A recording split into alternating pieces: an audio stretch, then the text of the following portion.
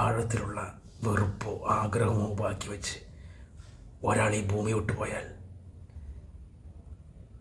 അയാൾ പൂർണ്ണമായി ഈ ഭൂമി വിട്ടു പോകണമെന്നില്ല.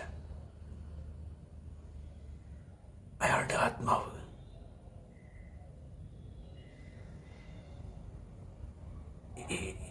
ഇവിടെയൊക്കെ തന്നെ കാണും.